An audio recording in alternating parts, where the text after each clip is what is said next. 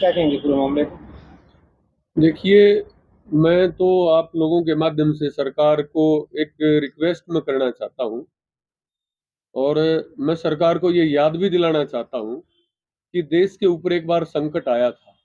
आप वही लोग हैं जो जहाज में पांच आतंकवादियों को लेके उन पांचों को आपने कंधार की धरती पे छोड़ा था। वो आतंकवादी थे, वो टेररिस्ट थे, वो इस देश के लाखों लोगों के कातिल थे। आप उन लोगों को बाइज्जत छोड़ के आते हो। और शर्म की बात है इस सरकार के लिए कि जो किसान अपने हक और हकूक के लिए लड़ रहे हैं और जो शांति प्रिय तरीके से खड़े हैं, आपकी हिम्मत नहीं हुई बॉर्डर पार जाके जो वायलेंस आप लोग कह रहे हैं जिन्होंने किया। आपने घटना स्थल से आधा पौना किलोमीटर दूर तीन नौजवानों को डिटेन किया है। आपके पास कोई फोटो नहीं है उनका, कोई विजुअल नहीं है उनका। उनके हाथ से कुछ आपने एक दिखाया कि एक चार पोरी का कोई डंडा बरामद हुआ है। क्या डंडे से कभी 307 बनती है? इस प्रकार की संगीन धाराएं आप लगाते हैं, इंडियन पिनल कोड का आप दुरुपयोग कर रहे हैं।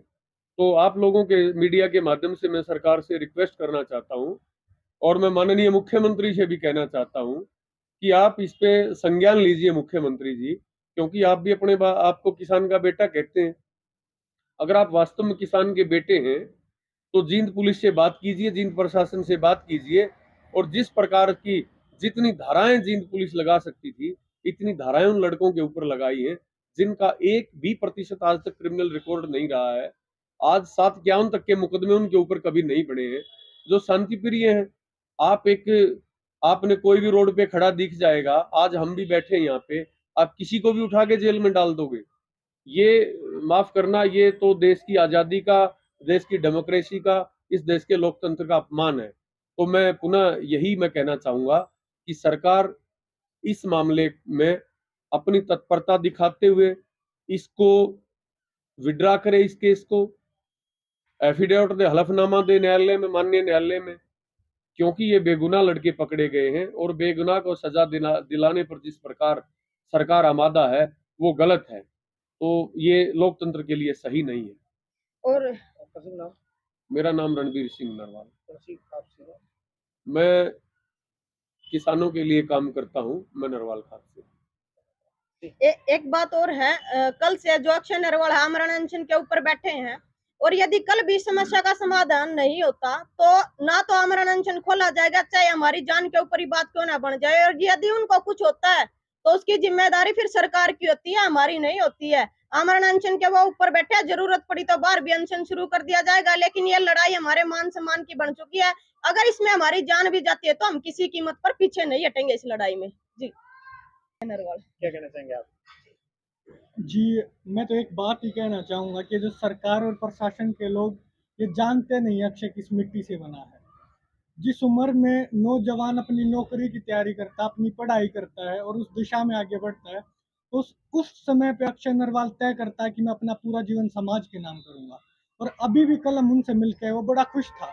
वो बोल रहा था कि इनको एक बात कहो कि ये ना सिर्फ मेरी जेल की बात नहीं है, ये जेल में ना रखे मेरे को, अगर इनको लगता है मेरा कसूर है तो मेरे को फांसी पे टांग दे।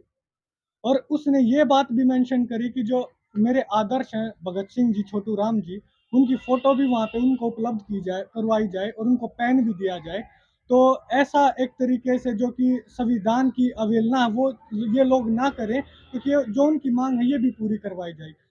और कथुरा में लगातार धरना चल रहा है। आज कथुरा पे कार्मिक अनशन पे बैठे मध्य प्रदेश से आए हैं गोपाल पाटीदार जी, और शिव कुमार कक्का जी ने भी हमें संदेश दिया है कि हम यहाँ पे भी मध्य प्रदेश में भी अनशन करेंगे। कल उड़ीसा में भी मेरी बात हुई वहाँ के प्रदेशाध्यक्ष से जो किसान यूनियन में है, तो उन्होंने भी कहा कि हम पूरे देश का मामला है और अक्षय पूरे देश का एक तरीके से किसान नेता था। जम्मू कश्मीर से कन्याकुमारी तक की यात्रा की बात करें या फिर किसी भी चीज की बात करें तो अक्षय नरवाल हमेशा आगे रहता था।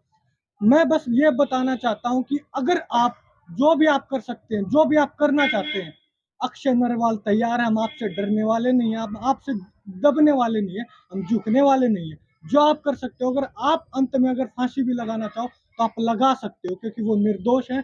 हम डरेंगे नहीं और हम अल्टीमेटली यही कहना चाहते हैं कि आपके पास कल का समय है, तो कल पॉजिटिवली चीज़ों को रिजोल्व किया जाए। हम भी यही चीज़ चाहते हैं।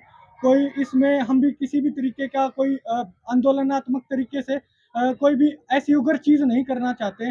लेकिन अगर प्रशासन करवाना चाहता है तो हम गांधी के साथ साथ भगत सिंह को पढ़ने वाले भी लोग हैं, तो उस चीज में भी हम पीछे नहीं हटेंगे और इनके हर चीज का मुंह तोड़ जवाब देंगे और करना ही पड़ेगा अक्षय नरवाल को आखिरकार इनको रिहा।